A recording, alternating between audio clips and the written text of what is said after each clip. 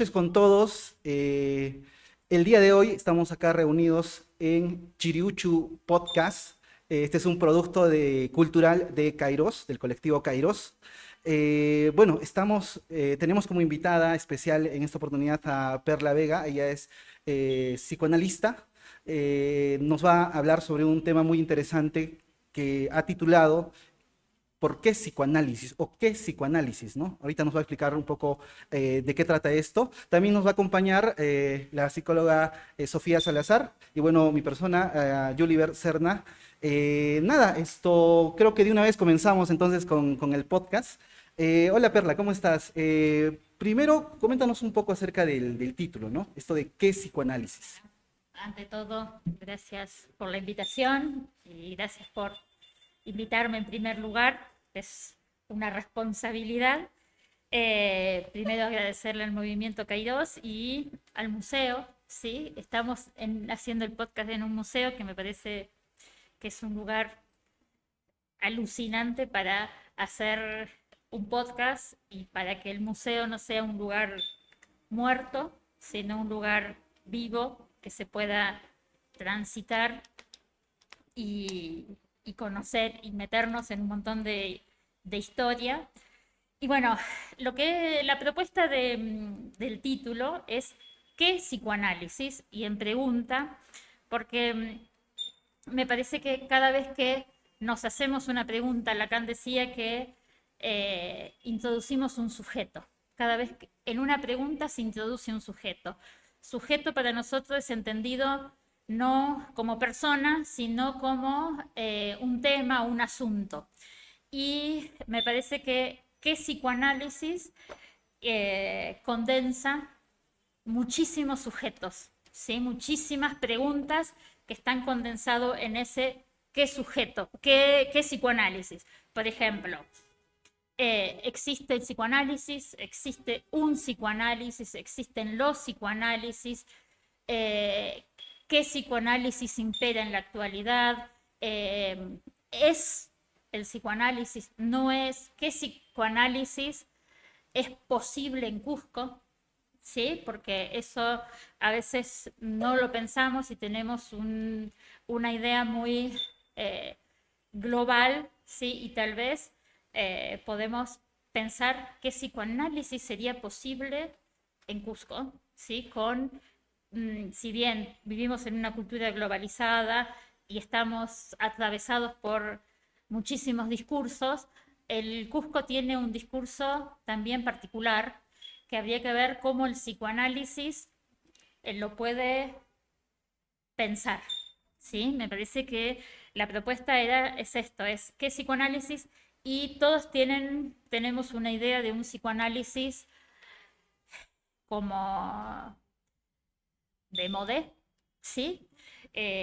Fuera de no científico, ¿sí? Dentro del misma corporación de psicoanalistas, diríamos que muchos psicoanalistas lo plantean como no científico y lo que yo les vengo a plantear eh, es un psicoanálisis que pueda constituir un saber científico, ¿sí? No poético, no eh, muy ligado a las cuestiones más artísticas, que siempre se lo tomó por ese lado, como el psicoanálisis ligado a lo poético, el juego de palabras, y lo que estamos proponiendo, y lo hablo en plural porque ya les voy a comentar que yo pertenezco a una sociedad de psicoanalistas, que es una sociedad de psicoanalistas internacional, que se llama APOLA, que es la sigla, que es Apertura para Otro Lacan. Y la idea es traer al psicoanálisis a Cusco y ver qué Cusco qué nos puede aportar a nosotros, ¿sí? Entonces, me parece que en esa conjunción es que quiero presentarles hoy algunas ideas, ¿sí? En qué, en qué momento estamos del psicoanálisis en esta época. Perfecto, Perla. Bueno, con todo lo que nos has comentado, se me vienen muchas preguntas a la cabeza, ¿no?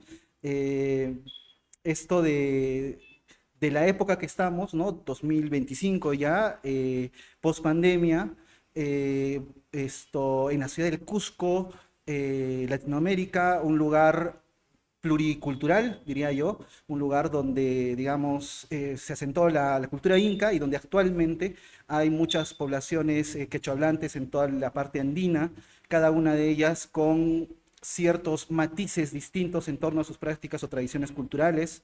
Y la pregunta de qué es psicoanálisis acá en Cusco me parece fundamental, ¿no? Precisamente por el tema, por ejemplo, de que el psicoanálisis ha nacido pues en un momento histórico de la modernidad, el capitalismo, el discurso científico, etcétera, Occidente, ¿no es cierto?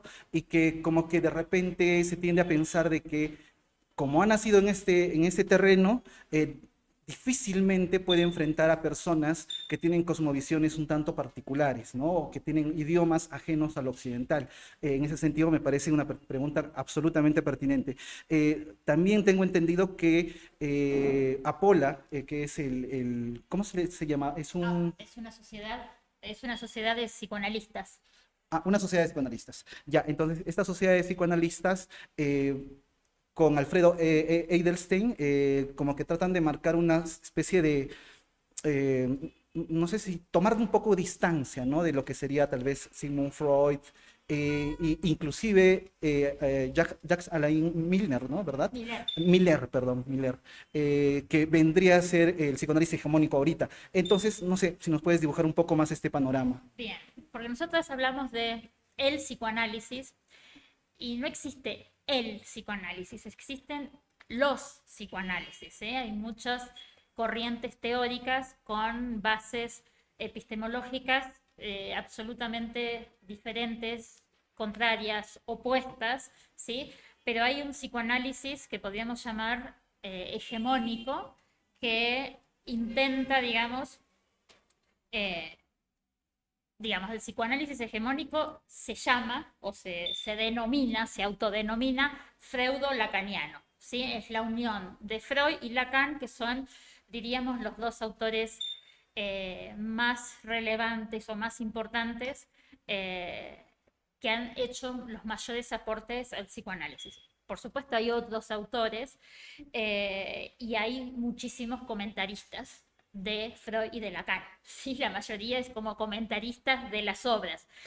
La diferencia que queremos hacer en Apola es esto que les decía, es de hacerlo más científico. ¿Por qué?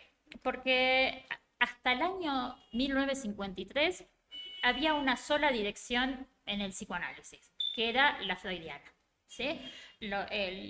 Incluso se hizo de Freud como un texto religioso.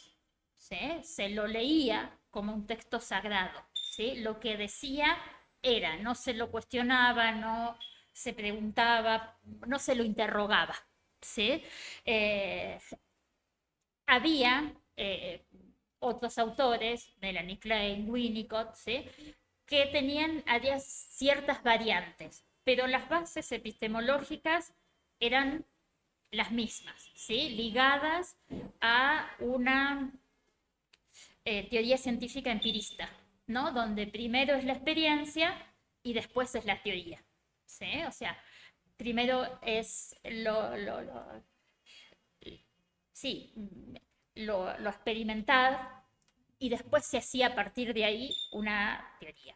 Eso ya sabemos que con la epistemología del siglo XX eso es una antigüedad, ¿no? En términos de la ciencia, yo sé que muchos todavía pueden sostener la idea de primero la observación y después el juicio. Eso están todos los epistemólogos que podemos recorrer, desde Coiré, Chalmers, Popper, Kuhn, Lakatos, todos los que querramos, cuestionan esa idea y esa idea que es propia del Círculo de Viena, del empirismo, ya está descartada. Lo que planteamos ahora es que primero aparece la idea, ¿sí? Por eso para nosotros el lenguaje es lo primero, ¿sí? Por eso un psicoanálisis en Cusco sería, con esto que mencionaba Schulliver, de ver el otro lenguaje, otra concepción de mundo, porque al haber otro lenguaje hay otra concepción de mundo. ¿Sí? Entonces, a ver, vamos por la historia. ¿Sí? Hasta el 53 solo teníamos a Freud y algunas variaciones. En el 53 hace su irrupción Lacan, que por supuesto ya era un psiquiatra francés que ya tenía algún recorrido, pero empieza en el 53, ve la necesidad de comenzar su enseñanza. ¿Sí? Y su enseñanza produce, ahí sí, una disrupción en el psicoanálisis, porque lo que introduce son ideas totalmente contrarias a las planteadas por Freud. Contrarias, opuestas, invertidas. ¿Sí? Pero esto produjo mucho rechazo. ¿Sí? En la comunidad de psicoanalistas, porque se hizo de Freud una figura como de genio, ¿no? Como casi ni siquiera un prócer, ¿no? Como alguien sostenedor de una verdad, ¿no? Entonces, lo que pasó ahí, que la novedad que introduce Lacan quedó rechazada, se rechazó. Entonces, lo que apareció es, por un lado, hubo una dificultad para asimilar los nuevos conceptos, para poder pensar los nuevos conceptos, y lo que se hizo es como asimilarlo a lo ya conocido, a Freud.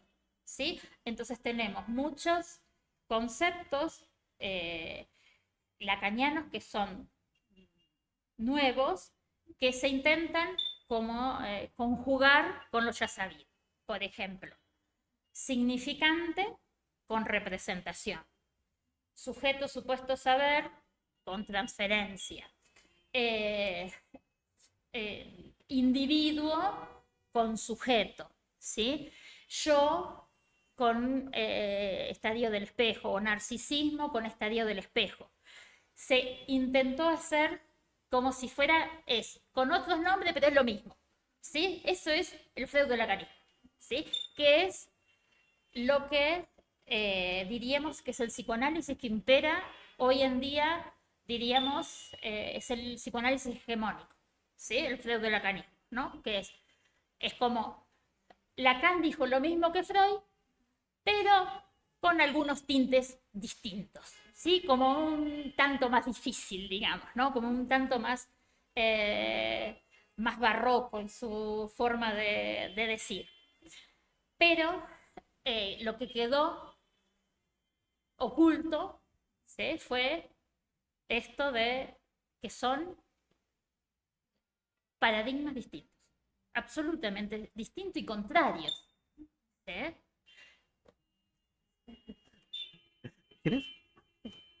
Am, bueno, de lo que comentabas, Perla, sabemos, digamos, que el psicoanálisis empezó pues con Freud, como mencionabas, y es como que su teoría de Freud se estancó, ¿no? A un momento, o sea, ya no avanzaba, digamos, a más. Y Lacan fue lo que hizo fue agarrar, como dices, esa teoría y como removerlo, esa teoría, como que moverlo de alguna manera que salga, y por eso fue que él también se retiró, ¿no? De la Asociación de Psicoanalistas, lo retiraron, pero también él formó, ¿no? Y fue, y si eso no hacía Lacan, creo que el psicoanálisis pues hubiera Bueno, muerto, porque en sí, si eso él no se hubiera atrevido a hacerlo, creo que no conoceríamos, sería como algo, como dices, poético y algo, una teoría no actual como ahora, ¿no? Entonces, pero lo que quería como preguntar era que la teoría de Lacan también como que quedó, como que él decía como como que tuvo un fracaso, decía él, ¿no? Tuvo un fracaso al no poder, él decía como que no pudo dar o que no le entendieron y es como, eso lo dice en sus últimos seminarios, también lo menciona. Eso quería ver, sí. Totalmente, totalmente, totalmente lo que dices es así. A ver, Lacan diagnostica su fracaso. Él dice, mi fracaso, ¿sí? Y lo dice no en los últimos seminarios, sino empieza a diagnosticar su fracaso desde muy temprano en su enseñanza, ¿no? La enseñanza de Lacan podemos situarla desde el año 1953 hasta el año 81 que él muere. Él dice su fracaso en dos sentidos, habla de su fracaso. Por un lado, en términos de los contenidos de la teoría, y él lo que plantea es que hubo un no querer saber, ¿sí? Hubo una resistencia de los analistas a querer saber de algo nuevo, ¿sí? De algo novedoso. Ahí es que él, desde muy tempranamente, como les decía, diagnostica este fracaso y, como decía Sofía, sí, él fue retirado, no de la Internacional Psicoanalítica, ¿no? Que es la Asociación Internacional de Psicoanálisis, creada por Freud, sino que los retiraron de poder ser un analista didacta, ¿sí? Un analista didacta es aquel que enseña, ¿sí? O que tiene el análisis a otros analistas, porque esto es todo un tema, ¿no? El tema de la formación, cómo se forma un analista.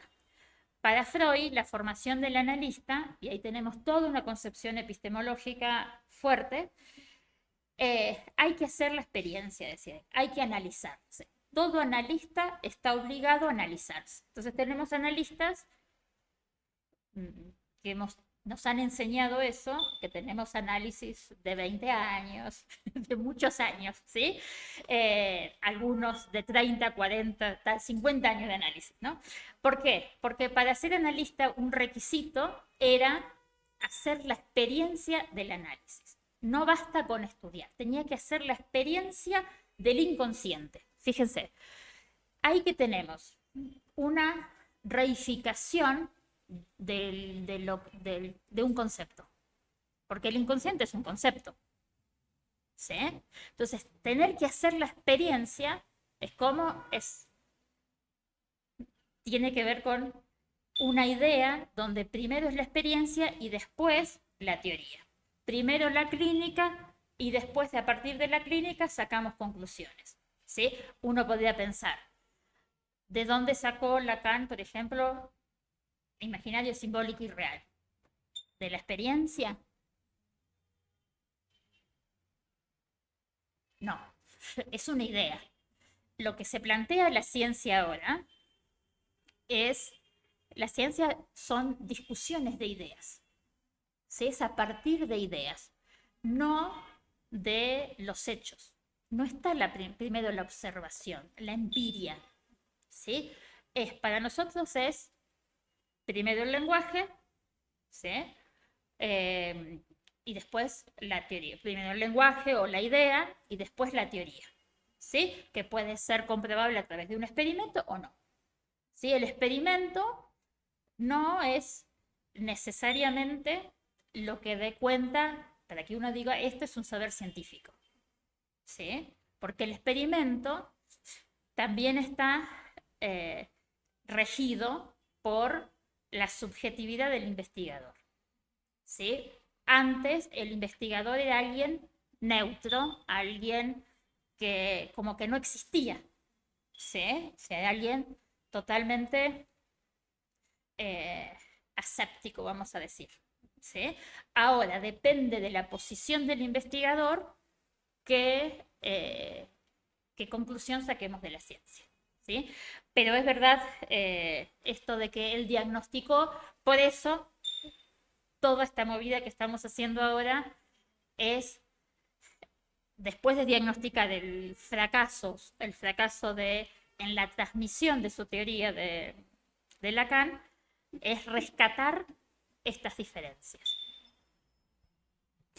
Perfecto, Perla. Yo tengo ahorita dos dudas. Una de ellas tiene que ver con esto de la epistemología que está planteando Apola, se supone que está más ligada al plano científico. Lo que podemos observar, digamos que dentro de las universidades, podríamos decir, el saber hegemónico vendría a ser, sigue siendo hasta el momento la ciencia positiva o positivista, en el sentido de la experimentación, la observación, la estadística, los instrumentos altamente estandarizados, etcétera. Porque la investigación cuantitativa prácticamente es el 95% con el cual las personas se gradúan en todo el Perú y no sé, probablemente en todo el mundo.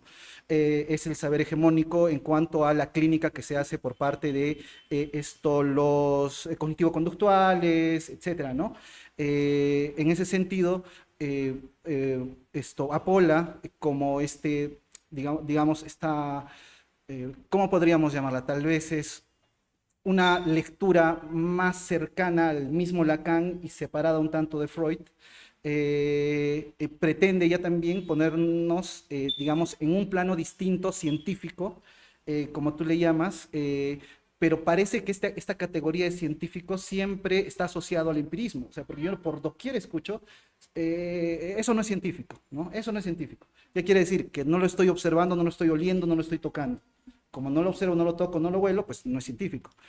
Obviamente, dentro del plano de la filosofía, el mundo de las ideas y de la lógica, la metafísica, ha primado pues desde Grecia hasta la actualidad y en muchas otras sociedades también. Entonces, una de las preguntas sería, lo que Apola pretende hacer, ¿sigue esta línea, digamos, heredada de la filosofía? Tiene matices un tanto distintos a las propuestas lógicas de los filósofos pues, de antaño. Eso por un lado, ¿no? Y por otro lado, respecto de un psicoanálisis en Cusco. Tal vez puedas mencionarnos, bueno, tú eres de Argentina, también creo que has trabajado allá, haciendo terapia. En ese sentido, puedas tal vez ilustrarnos qué diferencias notas entre los pacientes que tienes acá, los analizantes del Cusco y los de Argentina. Si hay o no hay diferencias y cuáles serían esas diferencias. Bueno, grandes preguntas ambas. Empiezo por la primera. A ver, primero, digamos, hay que saber con qué concepción de ciencia nos manejamos, con qué concepción de saber científico y qué concepción de real tenemos. ¿Sí? Sí, para definir cierta disciplina necesitamos de todo. ¿Qué concepción de saber científico? ¿Qué es ciencia? Y cuál es el real para esa ciencia, ¿no? Entonces, para eso tenemos como dos disciplinas filosóficas que estudian este saber científico. Por un lado tenemos la nociología y por otro lado la epistemología, ¿no? La nociología se dedica a estudiar como la forma en que conocemos en términos generales, ¿sí? Y la epistemología, la forma que conocemos dentro del saber científico, ¿sí? Una es el modo de conocer científico y el otro es el modo de conocimiento general. Cuando hablamos del empirismo, este es el conocimiento del sentido común, ¿sí? Se junta con la forma de conocer científica, ¿sí?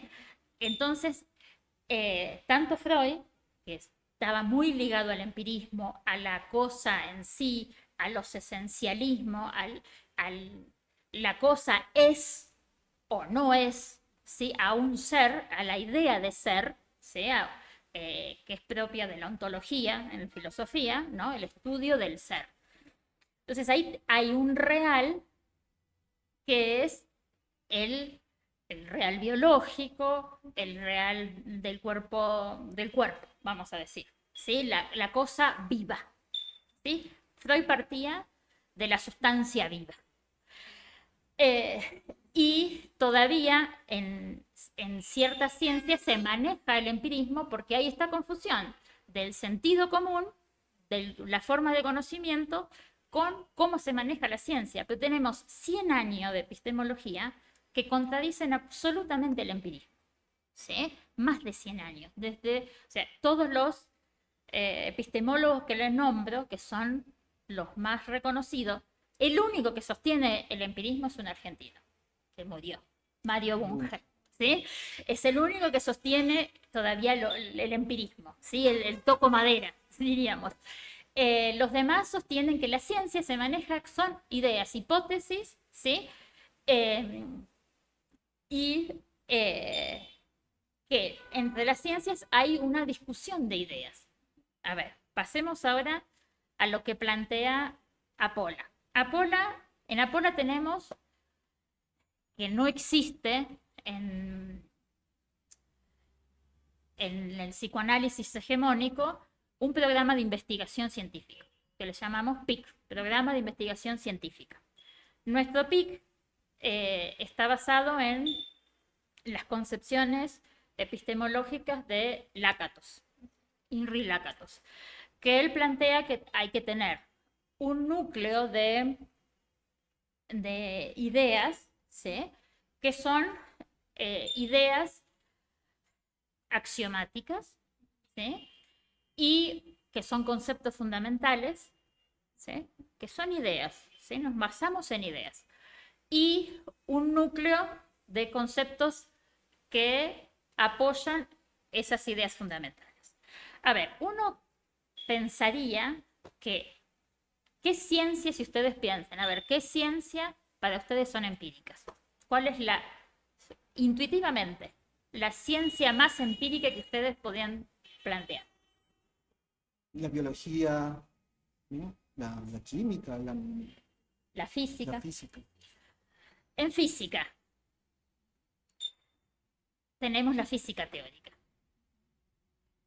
La física teórica son personas pensando con un pizarrón y haciendo ecuaciones.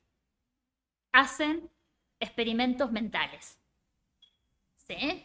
O sea, esta mitología, ¿no? De Newton con que se le cayó la manzana, ¿no? Es un mito, ese mito de Newton y que saca la idea de la gravedad a partir de que se le cayó la manzana. O sea, eso es un mito burdo, ¿sí? Burdo. El que estaba en la bañera y, ¿cómo es? Arquímedes. El de Eureka, exactamente. ¿Ustedes creen que sacó la idea porque se metió en la bañera y la idea vino de esa experiencia? Eso, que lo sabemos, que nos lo dicen intuitivamente, no es posible. Son mitologías, ¿sí? Lo que hay es ideas, ¿sí? Porque no hay modo, si ustedes lo piensan, o sea, es casi ridícula la idea. Pero a eso le llamamos inconsciente nosotros, ¿sí? En Apola. A estas ideas que las tomamos como verdades, ¿sí? Que pensamos en función de ellas, ¿sí? Pero no son que nos las han enseñado. O sea, cuando uno dice, a ver, hay que hacer la experiencia del inconsciente. El inconsciente es una idea. ¿Sí? La idea de, por ejemplo, de interno-externo. Para nosotros, en esta época globalizada, individualista, moderna o posmoderna, como quieran llamarla, cada uno de nosotros es uno, es un individuo, ¿sí? Que tiene un adentro, que tiene un afuera, ¿sí? El mundo es el afuera, tiene una mente, psiquismo, como quieran llamarla, y es mío. En Apola no planteamos eso, ¿sí? En Apola planteamos un concepto que llamamos inmixción de otredad. Lacan le llamó así, inmixción. Inmixción es un concepto que significa mezcla indisoluble. ¿Cuál es ese concepto, digamos? Es el sujeto y el otro le llamamos nosotros al lenguaje, la cultura, el otro semejante, ¿sí? Estamos como entrelazados, como en una cadena, y no hay modo de dividirnos del otro, ¿sí? Por lo tanto, es toda una concepción distinta a la de Freud, ¿no? Freud planteaba, hay un adentro, un yo, un ello, un super yo, ¿sí? Nosotros planteamos todo lo contrario. Esa es una idea propia de la ciencia empírica. Tendríamos muchísimo para hablar acerca de la ciencia y el psicoanálisis, que daría para muchísimo. La Pero, siguiente pregunta pero me bueno, interesa sí. también. Volviendo a esto que me dices de las diferencias eh, de, digamos, yo tengo experiencia como psicoanalista clínica en Argentina y no en cualquier parte de Argentina, sino en Buenos Aires, ¿no? Porque no es lo mismo Buenos Aires, no es lo mismo la Patagonia, la Mesopotamia, el norte, o sea, no es lo mismo.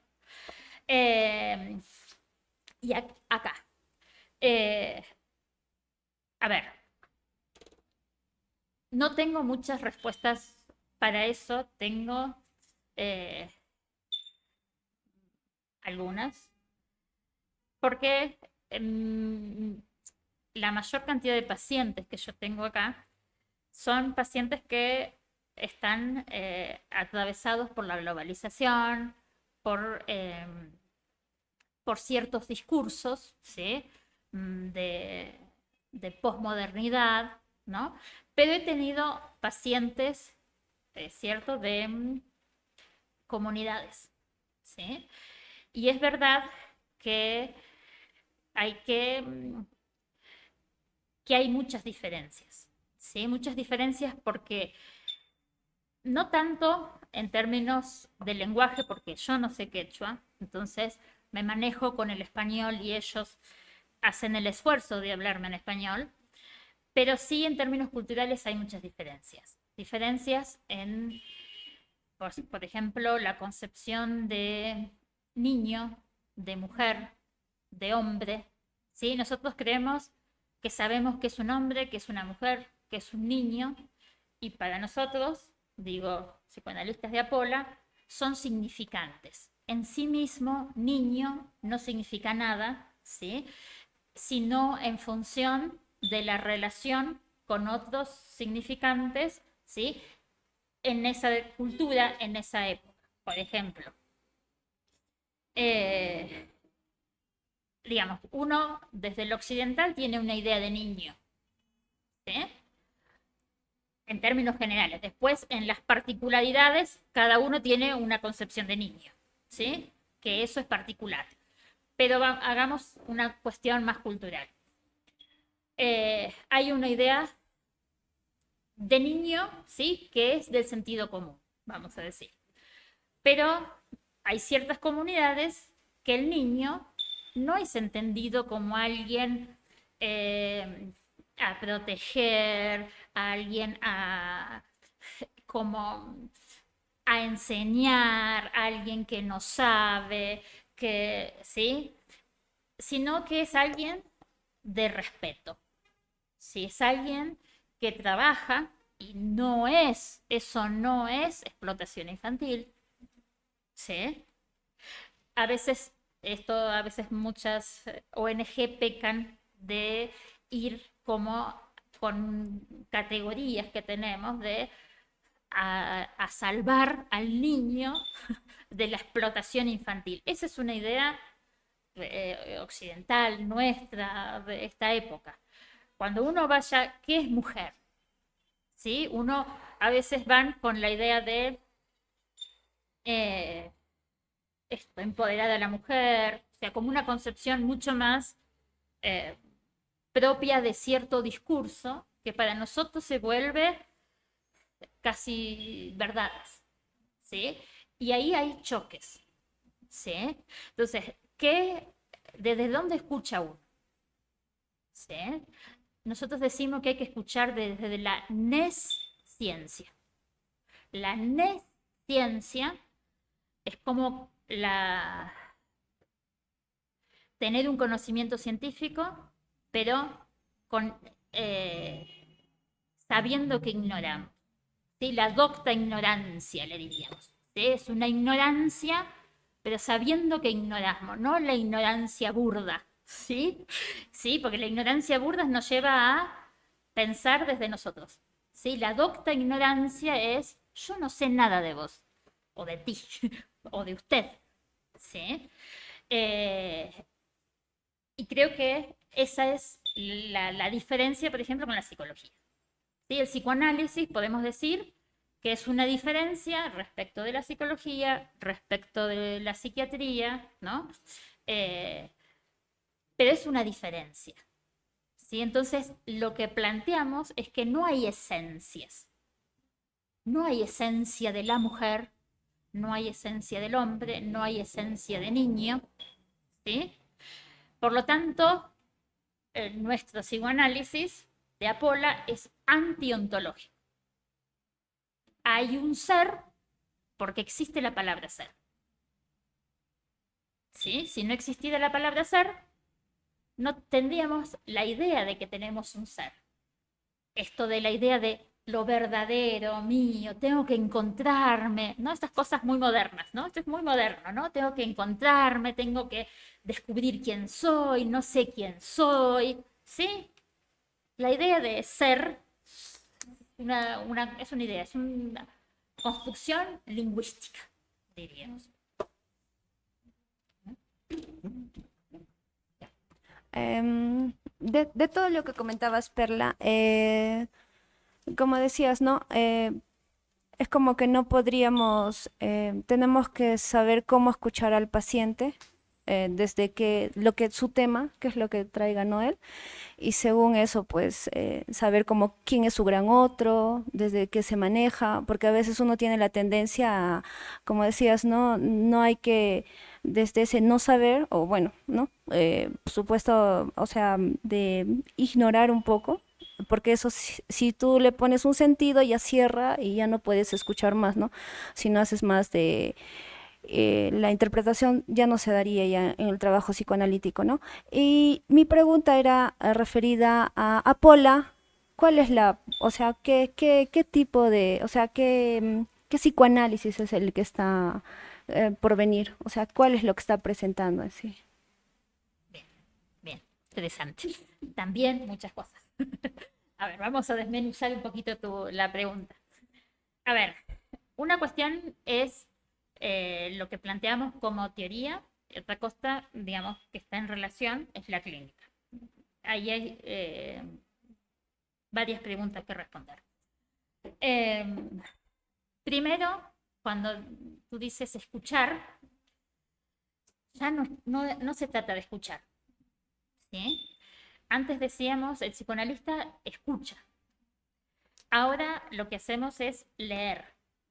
¿Sí? Leemos el caso, el sujeto. El sujeto es el tema, no es la persona. No escuchamos, digamos, o sea, es como hacemos de lo que dice el paciente, la persona que tenemos adelante, de eso hacemos un texto. Y un texto se lee. ¿Sí? ¿Y cómo lo leemos? ¿Sí? A ver, en Freud, ¿qué se escuchaba? ¿Sí? Porque uno no escucha cualquier cosa, como uno no ve cualquier cosa. ¿Sí? Uno ve lo que puede ver y escucha lo que puede escuchar en función de la concepción de la teoría que tiene. ¿Sí? Entonces, si viene un paciente, supongamos esto, un paciente va él mismo a un psicólogo, a un psiquiatra, a un psicoanalista freudo-lacaniano y a un psicoanalista de Apola. Vamos a dar el ejemplo, ¿no? Con cierta problemática, ¿no? Me siento, estoy triste, no quiero salir, no quiero levantarme de la cama, ¿sí? Psiquiatra, ¿qué haría? Diagnóstico. Diagnóstico, depresión, pastillita, ¿sí? No está ni bien ni mal, ¿eh? O sea, no es que hay la superioridad de nosotros. No, son distintos modos de lectura porque son distintas teorías. Vale. el psicólogo va y le dice, le cuenta lo mismo al psicólogo, y el psicólogo sabe lo que le pasa. Sí, tienes depresión. El psicólogo puede derivarlo al psiquiatra y tratarlo como desde su teoría, que puede ser cognitivo-conductual, que puede ser gestáltica, humanista, distintas teorías psicológicas. Y el psicólogo se posiciona en que desde eso lo plantea como estás enfermo, porque hay una concepción de salud y enfermedad, una concepción de normal y anormal, ¿sí? Entonces eso es algo a curar, a resolver, te tienes que sanar. Entonces puede ser que aconsejen. No sé, se me ocurre, no quiero ser injusta, sí, pero se me ocurre que, no sé, que lo mande, tienes que hacer ejercicio, que te va a hacer bien, tienes que hablar, tienes que salir, o sea, desde un lugar de saber. Yo sé lo que te pasa, ¿sí? Y te doy la solución, ¿sí? Un freudo-lacaniano, ¿sí? Diría, bueno, habla, ¿sí? Asocia libremente, ¿sí? Y seguramente en esa depresión, si hace mucho tiempo que la tienes, que estás ahí con eso, o que estás padeciendo eso, algún goce debes tener, ¿sí? Porque esta es la teoría de Freud. La teoría de Freud es, uno padece por un lado, pero se satisface por otro, ¿sí? Esto es propio de lo que llamamos el empirismo, ¿sí? Algo tienes que ganar, ¿sí? O sea, por algo, si estás así, es tu responsabilidad, tienes que hacerte cargo de tu goce. Estás gozando de algún modo, ¿sí? Desde Apola, ¿qué hacemos? No entendemos nada, ¿sí? Decimos, triste. ¿Qué es triste? Y el paciente puede decir, no sé, me siento bajoneado, qué sé yo, o no sé, cada vez que tengo que salir, quiero ir al parque, no me da ganas de ir al parque, ¿sí? Si uno no le llena de sentido, ahí uno diría, está deprimido, no tiene deseos de, sí, depresión. Y es triste como, uno diría. Uno ahí convierte ese triste en lo que nosotros llamamos significante. No nos significa nada ese triste. No, ¿qué es triste?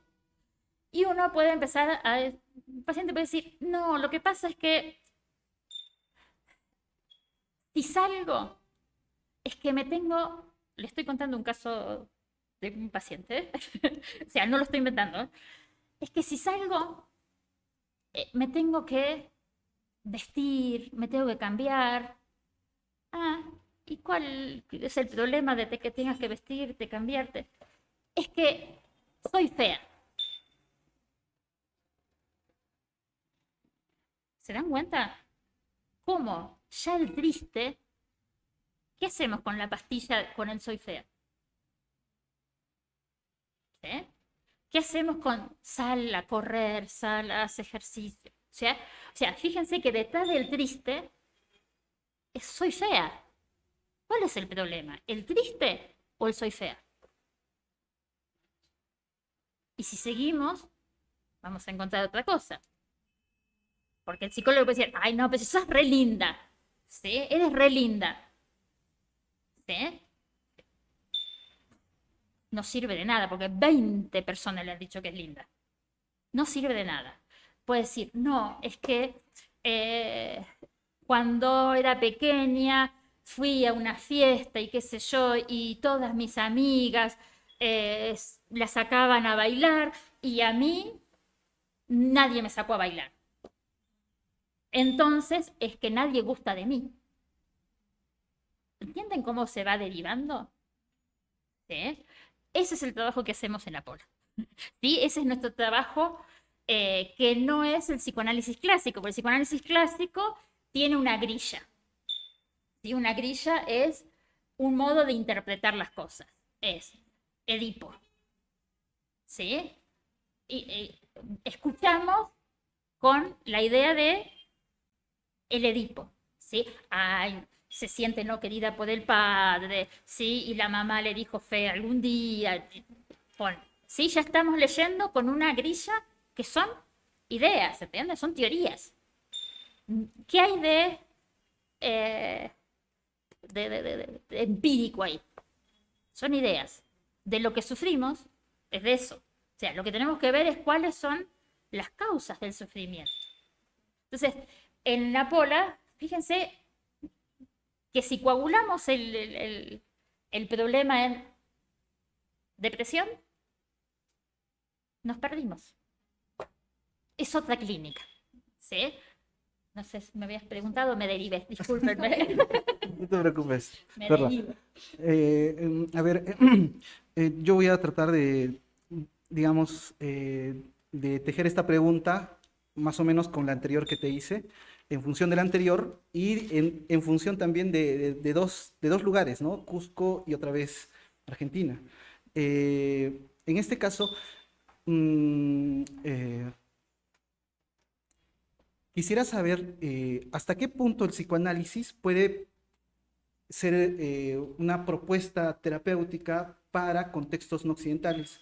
Por ejemplo, el orden, porque mientras más nos alejamos de Cusco ciudad, nos vamos a las comunidades altas, donde prevalece mucho más el quechua y tradiciones propias de esos lugares, menos ha logrado penetrar, digamos, Occidente y la globalización y todo eso, ¿no?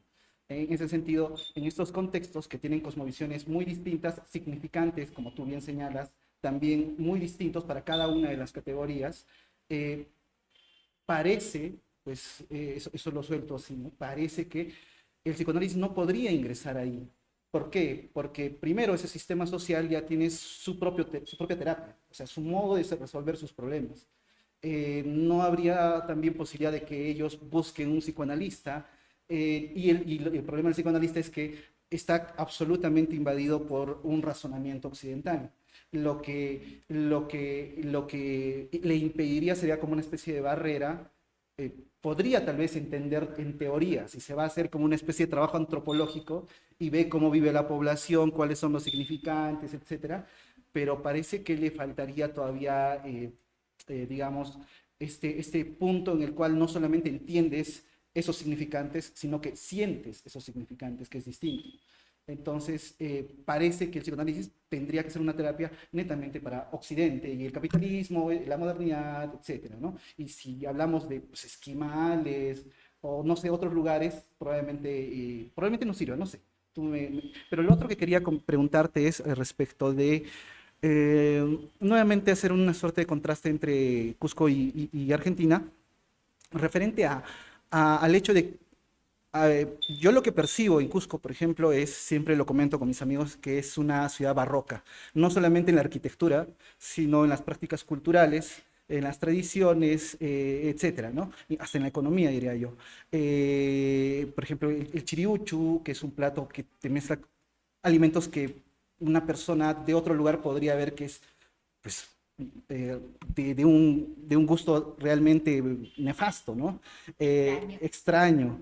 El Coricancha, no muchos se dan cuenta, pero es completamente barroco en términos de arquitectura, las catedrales, etcétera. También a nivel cultural, ¿no? Nos vamos a Paucartambo y tenemos cierto tipo de tradiciones, nos vamos a Chumivilcas, tenemos otro, Canas, la convención, etcétera, y como que Cusco un poco recibe ese tipo de población y en general se tiende a ver pues cierto tipo de eclecticismo en las prácticas culturales también. Lo que yo percibo en Argentina, pues, desde las películas y desde el absoluto prejuicio, pues no conozco, no he viajado, tú me corregirás, es más bien homogeneidad, ¿no? Como que en general, si es que vemos, o sea, yo quisiera que veas este matiz, que te vas a Paucartambo y las festividades mezclan religión con cosas paganas como embriaguez, sexualidad. La sexualidad, no sé qué tanto ya has viajado también, ¿no? En Espinar, las prácticas con el carnaval y otras tienen un matiz, un corte sexual muy fuerte. Chubivilcas hay, Chubivilcas y Canas me parece que son los sectores donde las prácticas tienen que ver con cuestiones muy violentas. Estas, ajá, obvio, obvio, estoy hablando desde nosotros. Ajá, donde muere gente, donde se tiran piedras, donde se agarran a puñetazos. Entonces, no sé si esa gran variabilidad que te estoy comentando, y me quedo corto, ¿no? Las peregrinaciones ¿cómo se llama? Salcantay, me parece, donde los Coyoriti, donde los pablitos llevan pedazos de hielo en la espalda, y etcétera, etcétera, etcétera. Entonces, como que no sé si en Argentina exista este tipo de eclecticismo tan multicolor, ¿no? Tan variado. Y si eso definitivamente repercute pues, en la psique de las personas de acá. Y no sé, también esta pregunta es muy atrevida, si siempre me la hago, ¿no? Y yo tiendo a pensar ingenuamente, tal vez ingenuamente, que un ciudadano de Cusco promedio eh, no tiene tanto problema como un occidental neto, ¿no? De Nueva York, de Buenos Aires, de París, ¿no? No sé, tus impresiones de eso. Sí, interesante. A ver, interesante porque, a ver, la pregunta ¿es posible un psicoanálisis en Cusco? Está por estudiarse, ¿sí? Está por investigarse. Hay que investigar, hay que estudiar. No lo sabemos, ¿sí? Yo trabajo suponiendo una idea de inconsciente, ¿sí? Pero, digamos, lo que sucede es que las diferencias entre la teoría freudiana y la teoría de Lacan, la teoría freudiana lo planteaba como un universal, como eterno en todas, el inconsciente en todas las épocas, para todos, en todo el mundo, en todas las culturas, ¿sí? Y para todos, desde el inicio hasta siempre, digamos. Para él era una teoría, ¿sí? Era un ser, ¿sí? Y tenía un contenido. En ese caso, la teoría freudiana no sería posible. La teoría freudiana no sería posible. ¿Por qué? Porque hay otras ideas de familia, de vínculos, ¿sí? De forma de hacer lazo social que no podríamos pensarlo desde un psicoanálisis freudiano. Desde el psicoanálisis lacaniano hay que pensarlo mucho, hay que estudiarlo, ¿sí? No te puedo dar una respuesta, ¿sí? Pero es una teoría que diríamos vacía, ¿sí? Cuando digo vacía, está hecha hay una pretensión de matematizarla, no de matemáticas, sino de matemas, de generar fórmulas, por lo tanto, vaciamos, ¿sí? O sea, no hay un vacío, ¿sí? En la teoría, no es el Edipo, ¿sí? Que es una teoría que tiene contenido, ¿no? En esos términos, si pensamos a la lengua como significante, en principio tenemos que pensar, ¿sí? Freudianamente yo diría que no. Tal vez un freudiano te diría que sí, ¿sí? Yo te digo que no. A ver, es verdad que cuando hacemos la problemática que tenemos ahora en Apola es si el PIC, el programa de investigación científico, es válido para todas las sociedades, ¿sí? Porque nosotros diagnosticamos o se diagnostica ciertas tendencias de sufrimiento, ¿sí? Individualismo, nihilismo, biologización, ¿sí? Y eso lo podemos ver en sociedades posmodernas, capitalistas y demás. Eso, el individuo, como dice, o la persona, porque no hablamos de individuo, la persona de Paucartambo, ¿sufre de individualismo? Seguramente no, no sé, ¿sí? ¿Por qué? Porque hay una comunidad, porque está el vecino, si pasa algo, ¿sí? Ahí tienen otros recursos, otro mecanismo, si se me cayó el techo, ¿sí? Vienen todos los vecinos y me ayudan a armar el techo, ¿sí? Es otro modo de... No es sufrir porque nosotros en grandes ciudades no conocemos ni al vecino, ¿sí? Sufrimos del individualismo, ¿sí? Nihilismo, ¿sí? El nihilismo es propio de una sociedad posmoderna, ¿sí? Nada tiene sentido. En una comunidad, seguramente el sentido es la cosecha, no sé, estoy inventando, ¿eh? Otro, y haya un valor, haya un sentido. Entonces no podemos diagnosticar los mismos modos de sufrimiento, ¿sí?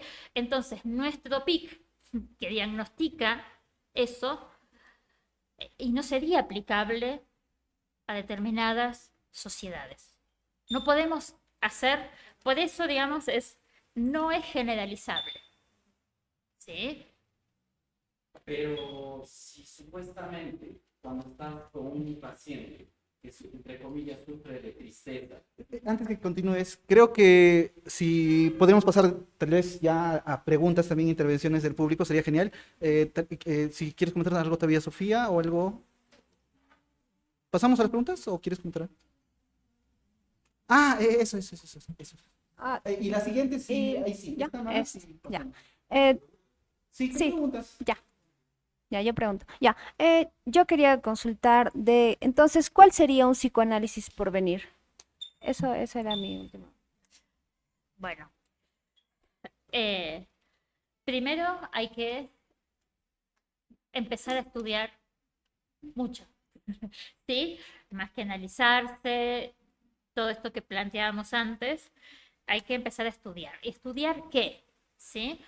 Estudiar ciencias, ¿sí? Freud planteaba que él hacía como, ¿cuáles eran? Freud tenía una pretensión fuertemente científica. Él planteaba que el psicoanálisis estaba dentro de la psicología, pero su pretensión es que fuera biológico, que entrara dentro de las ciencias biológicas del psicoanálisis, ¿sí? Y fíjense que es todo lo contrario y también planteaba con qué otras disciplinas tenía que interactuar. Y decía, bueno, las religiones, la literatura, ¿no? El arte, ¿sí? Lacan va a decir, está bien, pero no es el psicoanálisis que nosotros pretendemos. No es un psicoanálisis poético, es un psicoanálisis científico. ¿Con quién vamos a interactuar? ¿Con quién vamos a discutir? ¿Qué vamos a estudiar? Matemática, lógica. Acá estudian psicología, ¿no? Porque si no eres muy bueno en matemáticas, estudia psicología, ¿no? Si vas a estudiar psicoanálisis, tienes que estudiar matemáticas. Matemática, topología, ciencias, física, ¿sí? Con lingüística, antropología, sociología, ¿sí? Con ellos tenemos que conversar.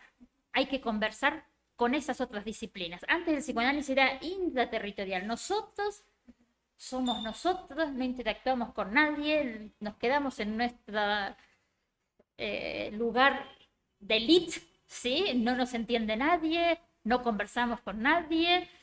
Ese es el psicoanálisis por venir. Es interactuar con el otro, hacerlo científico, ¿sí? Ese es el psicoanálisis por venir. Ese es el desafío que tenemos y por el que trabajamos. Ya, bueno, ahora sí pasamos a preguntas. Said.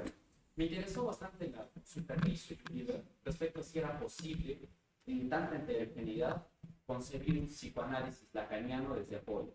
Y decías que habría que estar bien atento y habría que tener, digamos, habría que hacer muchas consideraciones, ¿no?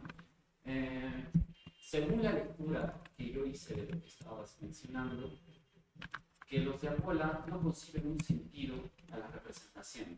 Con el paciente que mencionaste, que si decía que estaba triste, como psicoanalista le decías, pero ¿qué es tristeza? Y llevó luego a otro tema totalmente distinto que tenía que ver con su estado físico y así sucesivamente. Entonces, si no hay sentido para los conceptos, se supone que dentro de ese marco, de ese núcleo conceptual que ustedes axiomáticos que mencioné al principio, tampoco están llenos de sentido, es decir, están vacíos, solamente son palabras nada más que pueden ser llenadas de diferentes sentidos, ¿no? Dependiendo del contexto. Por lo tanto, esto es una consideración lógica nada más. Por lo tanto, la heterogeneidad le sirve al psicoanálisis para alimentarse a través de diferentes experiencias. En este caso, por ejemplo, la sociedad peruana, que es heterogénea, y me parece que la sociedad latinoamericana en general, es, digamos, un paisaje, un panorama riquísimo para que surjan más conceptos y más ideas axiomáticas, en ideas que carecen de sentido lógico decir axiomático, porque si no es esencial, pues no es central, no sirve, está ahí. No hay centro, no tiene sentido. Entonces, Se acercan por acasito para que puedan, o sea, que se paren acasito cuando pregunten para que les pase el micrófono. bueno, decía, para la cámara y para todos, que los conceptos que, entre comillas, están dentro del núcleo del psicoanálisis que es de Apola, carece de sentido según la explicación que también mencionó Perla. Entonces, para mí, personalmente, me parece que una sociedad heterogénea es... Una sociedad heterogénea me parece que es rica porque le facilita una serie de sentidos que, entre comillas, carecen de sentido, ¿ya? Eso por un lado. En segundo lugar, esa es mi primera, digamos, inquietud. Lo segundo es respecto a lo insulso, quizá suena peyorativo, pero lo insulso de la experiencia, ¿ya? En el saber científico. Sí tengo entendido, yo después de una lectura que hice, hay un igual epistemólogo que se llama Thomas Kuhn, que es contemporáneo de Lakatos, que digamos está dentro del margen así epistemológico del que son lectores los de Apola, y que Thomas Kuhn partía de una idea. Las ciencias o el conocimiento no surge a través de la experiencia, ¿ya? La experiencia es el resultado de un a priori, y un a priori es una idea, ¿no? Un a priori es una idea, es una hipótesis, no es algo comprobado, y así es como surgió la teoría de la relatividad. No sé, por ahí hubieron una serie de científicos, entre ellos estuvo Albert Einstein, que después de hacer una lectura rigurosa de los planteamientos de, ¿cómo se llama el anterior? El de la gravedad, ¿cómo era? El que dijo, de Newton, ¿no? Hizo una lectura así rigurosa de Newton y empezó a intuir algunas cosas y le surgió la idea de que la gravedad no solamente funciona en la Tierra de una manera, pero en el espacio funciona de otra. Y así sucesivamente empezó a hablar de los fotones y de la luz, etcétera. Pero solo fue una idea, hasta que recién la física experimental empezó a hacer experimentos para poder hacer una comprobación, digamos, de la teoría de la relatividad. Pero pasaron casi un siglo para que se pudiera comprobar la teoría de la relatividad. Hasta ahí, bien, ¿ya? Pero sin embargo, tuvo que haber surgido un conocimiento empírico para que pudiera surgir la idea, para que haya el a priori. Y ese conocimiento empírico de la experiencia, porque vuelvo a repetir, y eso es la pregunta que se le hacía a los postmodernos en la universidad, oye, si te meto uno así, ¿te lastimo o no te lastimo? ¿No? Y si te empujo de aquí del tercer piso, ¿te mueres o sobrevives? Entonces, esa es la experiencia. O sobrevivimos. O del quinto piso. Y de cabeza, ¿no? Entonces, digamos que para algunos aspectos considero que sí. El conocimiento al final... Porque al final pudo haberse llamado de otra manera. La muerte pudo haberse llamado vida y así sucesivamente. Supongo que se refiere a esa cuestión del lenguaje y a la construcción de las cosas, ¿no? La construcción social de la realidad. Hay un texto que se llama de Thomas Luhmann. Digamos como que esos dos aspectos. Un mundo, lo que planteas. Un mundo. A ver, me parece muy interesante la primera idea de lo heterogéneo, que es propicio para este tipo de psicoanálisis. ¿Sí? Me parece que es una idea interesante. A ver, nosotros cuando decimos sentido, en la vida cotidiana tenemos que manejarnos con sentidos. El sentido común, si no, no nos entenderíamos, si no estaríamos, ¿qué quieres decir con eso? ¿Y qué quieres decir con eso todo el tiempo? ¿Sí? Hacemos la ficción de que nos entendemos. Por eso siempre aparece el malentendido en cualquier cosa. Me dices esto, pero ¿qué me estás queriendo decir? ¿Sí? O sea, lo que hacemos en la sesión analítica es llevar esa pregunta al extremo. O sea, volver ese significante, que no es palabra, el significante no es palabra, ¿sí? El significante no significa nada en sí mismo, sino en relación a otro significante, ¿sí? Entonces, elevamos a la categoría de significante, el ejemplo que daba, el triste. No entiendo qué es triste, ¿sí? En la vida cotidiana, si viene una amiga y me dice estoy triste, ¿sí? Bueno, vamos, comemos helado. Lo que hacen en las películas nos dicen que si estamos tristes tenemos que ir a comer helado. No sé, discurso común, ¿sí? Eso es la vida cotidiana y otra cosa es la terapia. Otra cosa que es un mundo, lo que mencionas es qué concepción de real tenemos, ¿sí? Porque para ti existe como un real en sí. Sí, está el real y después el lenguaje es otra cosa. ¿Sí? El lenguaje es como una producción humana. ¿Sí? ¿Es una producción humana? El lenguaje. Bueno, según la antropología contemporánea, no solamente los hombres hacen lenguaje, sino hasta una roca hace lenguaje, según la antropología contemporánea, ¿no? O sea, no es una producción humana propiamente dicha. A ver, yo digo producción, ¿sí? Como producción, como... Porque esto, ¿sí? Es toda una pregunta, es un mundo, como les digo. Y tenemos distintos lingüistas que dan distintas respuestas a el origen del lenguaje. El lenguaje. ¿Quién habló primero? ¿El lenguaje se aprende? ¿El lenguaje dónde está? ¿Quién lo tiene? ¿Está dentro de nosotros? ¿Está fuera? ¿Dónde está? ¿Sí? Es el lenguaje, ¿sí? Lo que plantea Alfredo Eldenstein, que es el director, bueno, era el director de Apola, lo que plantea es que hay un Big Bang del sujeto y del lenguaje. O sea, toma la idea de la cosmología, ¿sí? Del Big Bang, ¿sí? Que es un momento donde hay, para atrás no podemos decir nada, científicamente. Hay un olvido, no podemos decir nada. A partir de ese momento del Big Bang apareció todo, ¿sí? Y el lenguaje es lo mismo.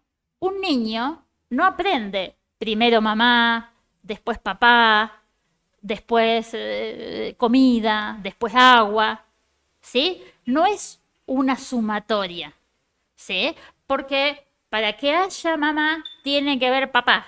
O sea, los significantes van en cadena. Está todo el lenguaje, por más que el niño diga guau guau. Para que diga guau guau ya tiene el lenguaje sincrónicamente todo, apareció, ¿sí? Entonces, el lenguaje, digamos, no hay modo, digamos, porque los ejemplos que tú das es un empirismo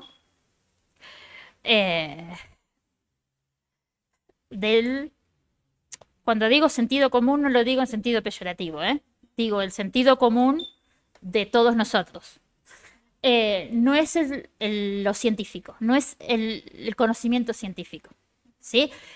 Si no hay lenguaje no tenemos ni quinto piso, no tenemos ni hombre, no tenemos nada, ¿sí?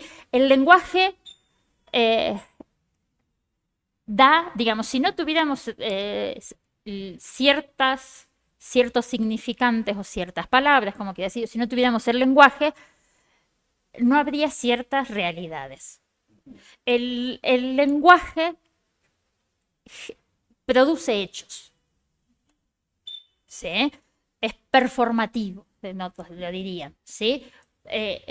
A ver, nosotros acá estamos sentados. Eso, nuestra manera de caminar, nuestra manera de comer, nuestra manera de estar sentado, ¿es natural? No, pero es cultural. ¿Y qué es, digamos, a ver, el tema es qué es la cultura? Hasta esto, digamos, que siempre lo discutimos, ¿no? La idea de naturaleza y cultura. Eso es una idea de la modernidad. ¿Sí? Otras culturas, la naturaleza, y no hay naturaleza y cultura. No hay esa diferencia. Esa diferencia es propia de nuestra concepción occidental. Entonces, para lo que plantea Pola, primero el lenguaje, después el resto. No podemos, a ver, los sentimientos, las emociones, las sensaciones. Si no hay lenguaje, no hay. Hay, digamos, si en una cultura no existe, digamos, la concepción de enojo, nadie se enoja. ¿Sí? No sé si respondo. Muchas gracias por tu pregunta, Said. ¿Alguien más quiere preguntar? Sí, Ángela. Casito. Gracias por la presentación, me pareció muy interesante. Hay algunas cosas que sobre las que me gustaría reflexionar. En primer lugar, el tema de la medicación. A pesar de que mencionas que no son opuestas, no hay cierta animadversión hacia la toma de medicamentos para el tratamiento de determinados síntomas, digamos, a mí sí me parece que genera un poco de sospecha el hecho de referirnos a la medicación como pastillita, por ejemplo, ¿no? Claro, nadie, digamos, tener una sintomatología depresiva, digamos, de algún tipo de problema mental, se manifiesta de alguna manera, ¿no? Entonces es como si un paciente que tuviese fiebre, no se le... Claro, hay una causa más profunda que origina la fiebre, pero si tampoco atendemos la fiebre, pues hay un problema ahí, ¿no? Son como, una vez que ya se manifestó el síntoma, hay que atenderlo, hay que prestarle atención, ¿no? Porque además también la apuesta por la terapia, el psicoanálisis, es una apuesta a largo plazo. No es algo que va a solucionar el problema inmediatamente, ¿no? Lo que también implica mucho privilegio para acceder a este tipo de terapia. Luego, respecto a la posición, al posicionamiento del terapeuta psicoanalista, el psicoanalista, a mí me parece más bien que hay como mucho paralelismo con la epistemología moderna, precisamente, ¿no? Que se construye a partir de yo soy el sujeto neutro que no conoce nada, que no sabe nada y que simplemente observa, ¿no? Y cuando yo pregunto o cuando el psicoanalista pregunta, ¿y qué es eso? ¿No? Más bien me parece que ese no enunciar, ese decidir, no saber, puede tener consecuencias en el diálogo con el paciente, ¿no? Porque dependiendo que también del mundo de la otra persona, se puede entender como una forma de invalidación, ¿no? O sea, lo digo porque también me ha sucedido, ¿no? Como algo que a mí se me hace evidente y que me pregunte el psicoanalista, ¿y por qué estás así? Te lo acabo de explicar, ¿no? Como, ¿no? O sea, que hasta en algún momento puede sentirse retraumatizante.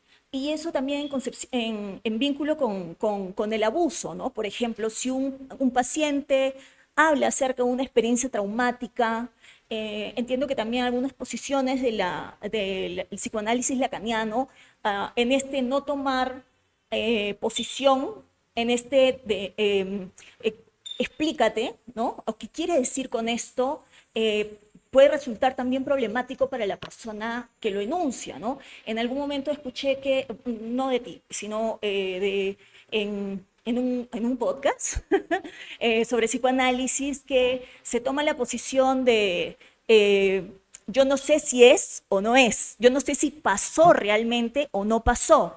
Entonces, eso en el caso del trabajo con víctimas de abuso, ¿cómo, cómo se enfoca desde tu experiencia, ¿no?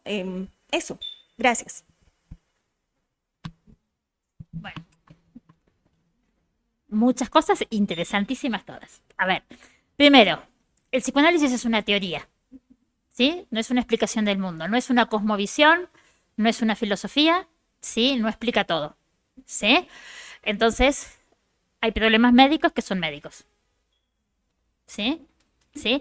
Lo que no voy a decir es que la depresión, digamos, a ver, o sea, a ver, yo tengo pacientes que sí, les recomiendo que pueda ir al psiquiatra, ¿sí? Por ejemplo, una psicosis, ¿sí? Hay que estabilizar la psicosis y necesita medicación, ¿sí? Cuando está en un cuadro, necesita medicación. Pero eso, digamos, es otro ámbito, digamos, ¿sí? Es, digamos, el psicoanálisis, cuando hablamos de psicoanálisis, primero es una teoría, no es una verdad, ¿sí? Es una teoría científica, como toda ciencia, todas, física, todas, es conjetural, ¿sí? Toda ciencia es conjetural. Después, digamos, no planteamos esto de la verdad, sino sería una religión. ¿Sí? Si tuviéramos la verdad, sería religioso. Esto es para plantear que hay situaciones que obviamente que no son, que nosotros no podemos resolver, obviamente, ¿sí? No podemos, una fiebre no la podemos resolver, ¿sí? Después me parece que tal vez no me explique bien, que sí está lo que tú dices, ese es un tipo de psicoanálisis, que es el freudo-lacaniano. Cuando nosotros hablamos de, yo dije esto de, no el analista que se pone, antes le llamaban la posición del muerto, ¿sí? Que el analista era aséptico, no podía decir nada, no podía ni preguntar, lo que llamábamos el silencio del analista. El analista no te hablaba, meses que ibas y no te decía una palabra, ¿sí? Eso es una concepción del freudo-lacanismo, ¿sí? Lo que planteamos en Apola, primero es que el inconsciente se da entre, no lo tiene ni el paciente ni el analista, se da entre, se constituye. Y no es que, digamos, que no podemos alojar al paciente, que antes no se le podía dar ni un beso, ni un abrazo, ni hacerle un chiste. O sea, era como despersonalizado total, ¿sí? Porque había que mantener esa posición de asepsia total, que nada se mezcle, que nada del analista se mezcle. Ahora no importa en esta posición que tenemos quién lo dijo. El paciente puede venir y decirme, porque vos me dijiste o tú me dijiste la semana pasada tal y tal cosa. Nunca dije eso. Pero yo no le voy a decir al paciente, no, yo no dije eso. Tú me estás inventando, me estás poniendo palabras en mi boca que yo no dije. No, es que no importa quién lo dijo, ¿sí? Y tampoco es esta versión del analista como lejano. Esa es una versión del psicoanálisis que te digo, freudo-lacaniano, milleriano, ¿sí? Donde uno no estaba implicado. Y cuando hablamos de inmixción de otra edad, ¿sí? Estamos metidos hasta el tuétano, diríamos, ¿sí? Y otro tema, el tema de revictimizar o de traumatizar. Primero hay que pensar el concepto de trauma, ¿sí? El concepto trauma depende en qué contexto, en qué discurso, en qué sociedad, porque una violación puede ser traumática en determinada sociedad donde eso se dice que es traumático. Si no se dice que es traumático, no es traumático. No se lo vive como traumático, ¿sí? Entonces, a ver, me parece que tal vez sí, esto es todo nuestro desafío desde Apola, sacar estas ideas de este analista como elitista, ¿sí? Porque, a ver, el psicoanálisis que planteamos no es ese psicoanálisis que te decíamos de 20 años, 10 años, 5 años, que era largo, carísimo, ¿sí? Que no se le daba el alta nunca al otro, dar el alta, decir, ¿sí? Y que iba y se hablaba y no se resolvía nada, ¿sí? O sea, ahora tenemos una concepción distinta, ¿sí? Y no es, eh, digamos, que tienes que estar 10 años, ¿sí?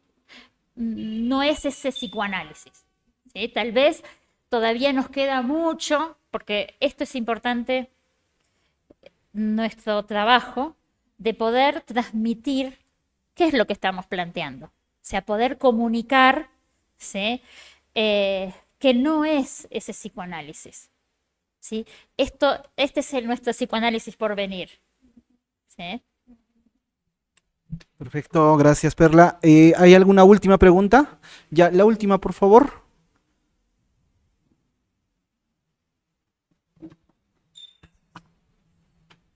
Igual, felicitarte mucho y agradecerte por todo el contenido que nos estás dando. Primero, dos consultas. Le hice a Antídoro Cáceres sobre el psicoanálisis en el Perú. Sería importante leerlo. Creo yo porque él hace una división estricta entre la etimología del psicoanálisis y el psicoanálisis como producto. Como producto es lo que estamos discutiendo, pero él resalta más la importancia de que todo analista de la psicología es psicoanalista. Analista de la psicología es psicoanalista. O sea, la persona que pretende estudiar la psicología, pues es un analista de la psicología, en sus términos más etimológicos, ¿no? Que eso creo ahorra bastante el asunto de lo que decía Skinner sobre la crítica del exceso concepto, que muchas veces a las personas, autores y demás les gusta bastante llamar con otros nombres a un mismo concepto, ¿no? Primera pregunta es esa. La segunda es, ¿qué tanto tiene que ver la postura de Apoller con la postura de Froxán, María Jesús Froxán, sobre, sería importante también analizarlo, porque prácticamente el análisis conductual y el análisis de conceptos es lo que Froxán propone como no utilizar constructos, no explicar un diagnóstico mediante constructos o no categorizar mediante otras categorías, como definir depresión con otras categorías, o la asociación que tú llamas, ¿no? El de palabras con palabras que explican otras palabras, pero que al final no explican mucho, sino la dificultad de ser precisos. Entonces, a mi consideración creo yo que inmiscuirse en un contexto es inmiscuirse en una forma de lenguaje. Cuando se hace la pregunta de el psicoanálisis es aplicable en el Perú, pero creo yo que sería mucho más prudente pensar si es que un externo puede intentar inmiscuirse en aquello externo, digamos, de una comunidad, etcétera, que estudie este asunto, tendría mucha más competencia y capacidad para poder ser un psicoanalista del contexto. No sé si me dejo entender.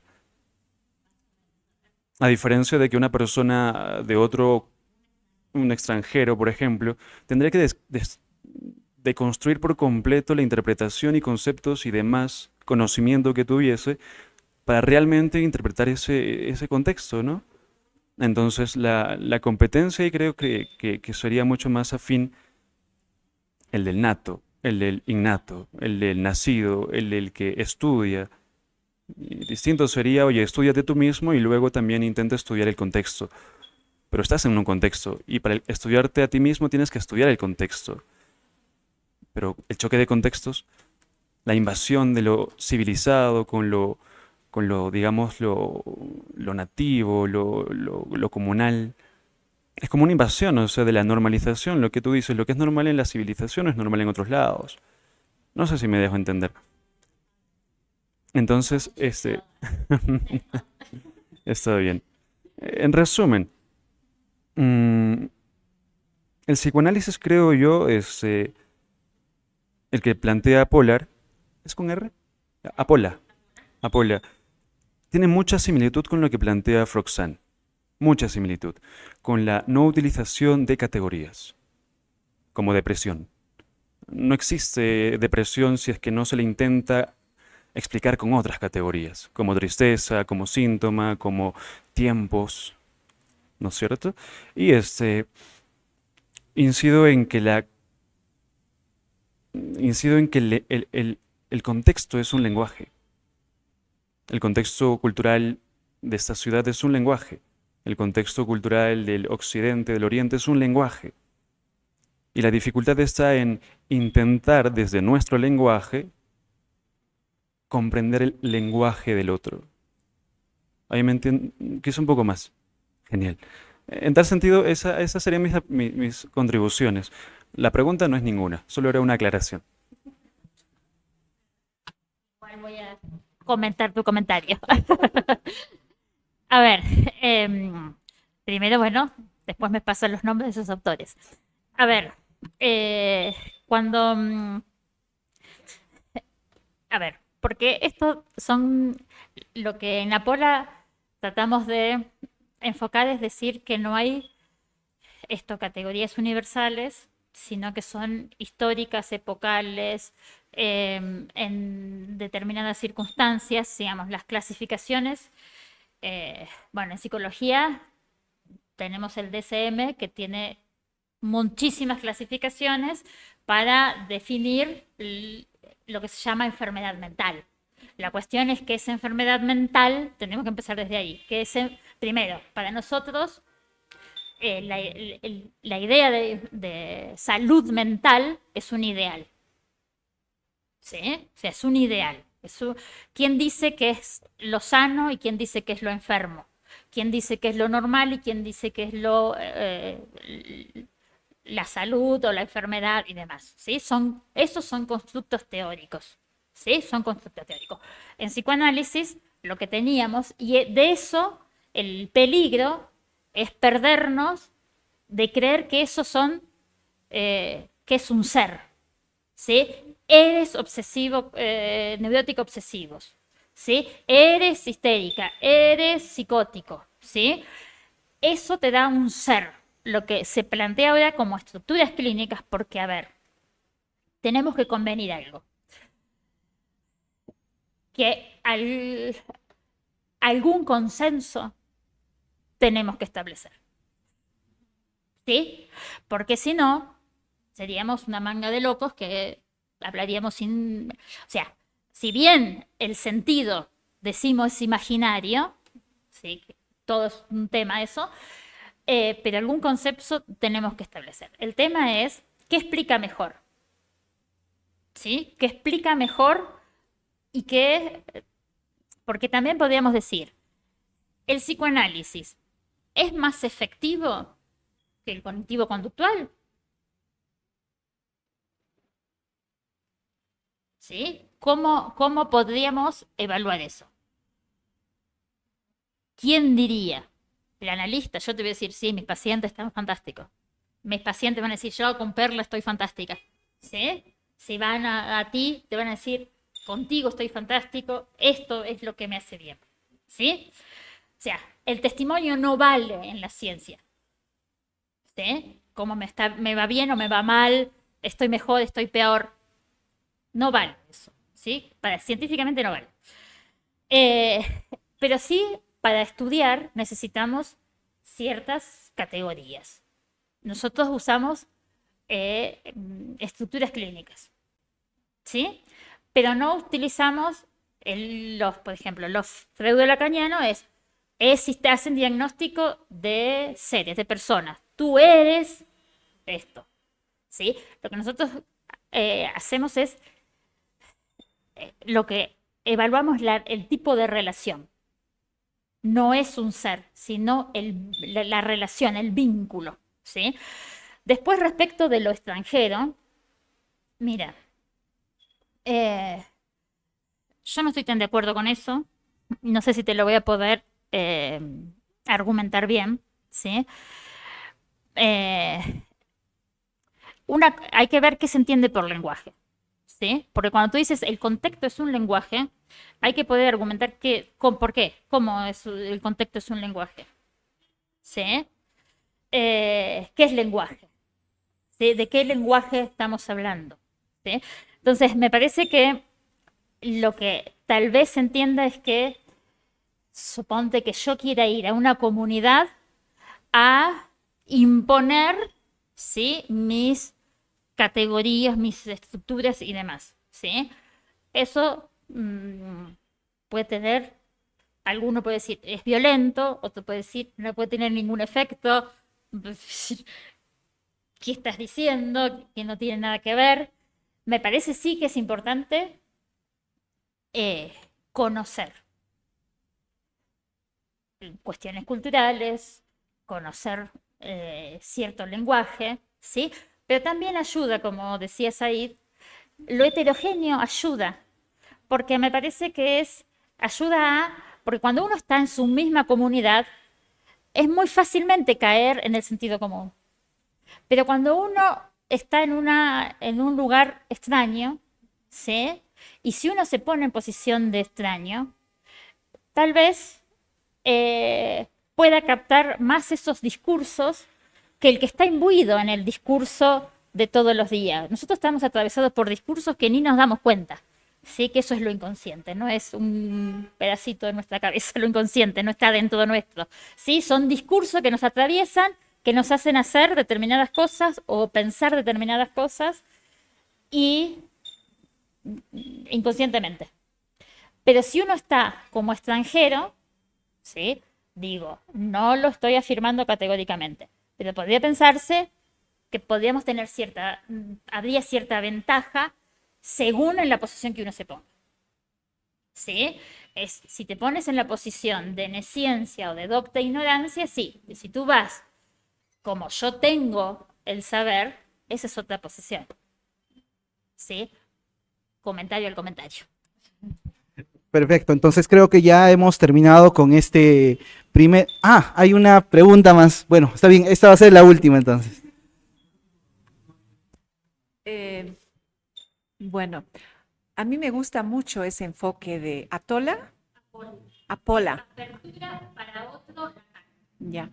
Me gusta mucho porque siento que es un poco, ayuda más a explorar al paciente, porque se puede ofender si uno le dice, ¿y qué es triste? Pero uno le dice, no te estoy bromeando, no te estoy tomando del pelo, ¿no? Solo te pregunto y entonces empieza esa exploración.